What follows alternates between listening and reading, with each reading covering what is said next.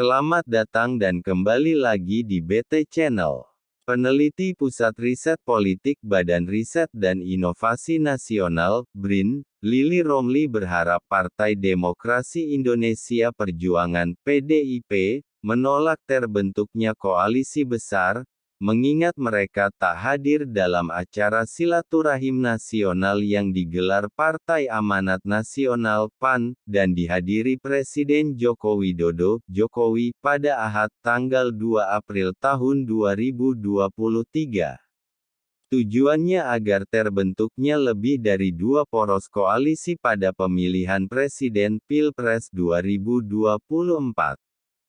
Saya harap PDIP menolaknya. Kalau tidak menolak dan setuju atas koalisi besar, maka pernyataan yang muncul selama ini bahwa negara ini diatur oleh oligarki menjadi kenyataan, ujar Romli saat dihubungi, Senin, tanggal 3 April tahun 2023.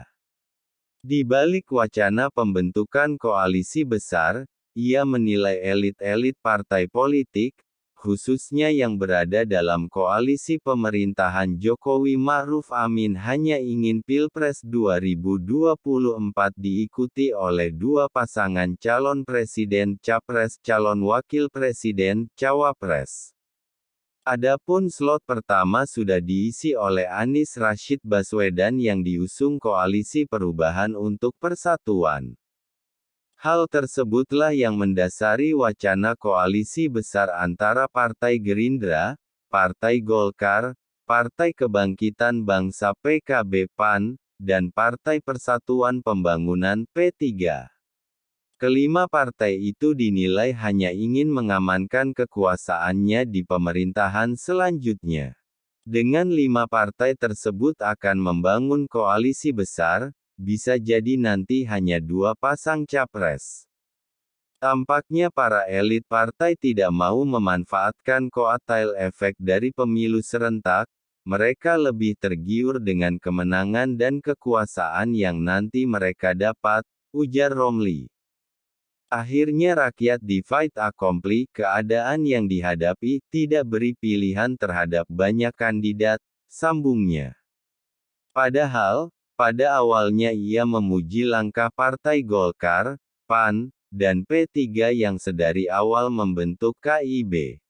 Hal senada diikuti oleh Koalisi Kebangkitan Indonesia Raya oleh Partai Gerindra dan PKB. Jika 2 koalisi tersebut terus terjalin dan komitmen hingga Pilpres 2024, kontestasi nasional akan diikuti oleh 3 poros.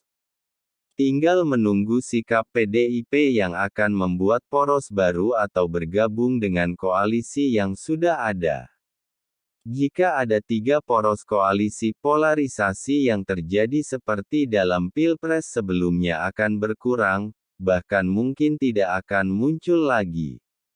Karena dalam setiap koalisi memadukan unsur Islam dan nasionalis. Selain itu rakyat juga memiliki pilihan-pilihan alternatif karena banyak calon yang maju, ujar Romli. Pengamat politik Deddy Kurniasyah menilai wacana koalisi besar yang mengemuka pasca pertemuan 5 ketua umum partai pendukung pemerintah dengan Presiden Jokowi, Ahad tanggal 2 April tahun 2023 kemarin sebagai upaya membentuk kekuatan besar untuk mengalahkan PDIP. Deddy melanjutkan, hal ini juga sebagai upaya menghilangkan pengaruh Ketua Umum PDIP Megawati Soekarnoputri. Terlebih, Jokowi juga semakin terang-terangan menunjukkan dukungan kepada Prabowo Subianto. Ini menguatkan dukungan Jokowi ingin ada kekuatan besar yang bisa kalahkan PDIP, atau hilangkan pengaruh Megawati, sekaligus bisa mengalahkan rivalitas dengan koalisi Nasdem yang mengusung Anies, ujar Deddy kepada Republika, Senin, tanggal 3 April tahun 2023. Direktur Eksekutif Indonesia Political Opinion (IPO) ini mengatakan sebelum wacana koalisi besar ini juga, terbentuknya Koalisi Indonesia Bersatu (KIB), yang terdiri dari Golkar, PAN dan P3 juga dinilai cenderung untuk melawan PDIP. Menurutnya, KIB dibangun sekaligus menjadi ruang kekuasaan Jokowi lepas dari PDIP. Pada dasarnya sejak awal terbentuknya KIB memang cenderung dibangun untuk melawan PDIP, sekaligus menjadi ruang kekuasaan Jokowi lepas dari PDIP, dan PDIP tahu, kata Dedi. Karena itu, kata Dedi, dalam pidato Megawati di Rakernas PDIP beberapa waktu lalu menyinggung kader untuk tidak bermanuver, yang salah satunya menurut Dedi ditujukan pada Jokowi. Dedi melanjutkan, apalagi pasca batalnya Indonesia sebagai tuan rumah Piala Dunia U20 yang menjadi salah satu agenda besar pemerintahan Jokowi semakin menguatkan untuk membentuk poros koalisi besar menandingi PDIP.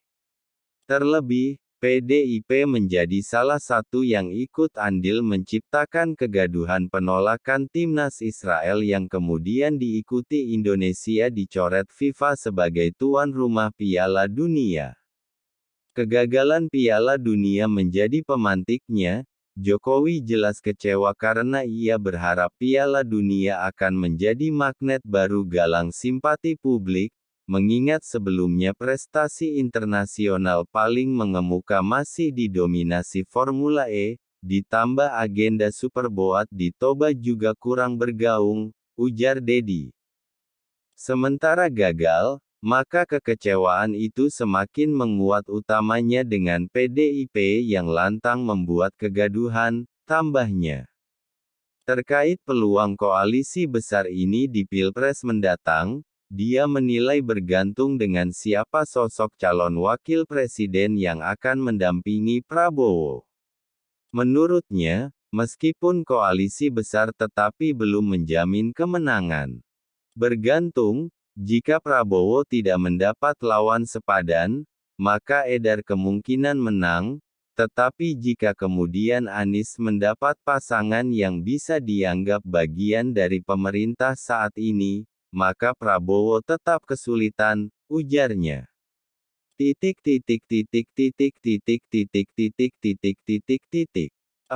Bagaimana menurut Sobat BT semua tentang hal ini? Silahkan berikan komentar dan sarannya, terima kasih.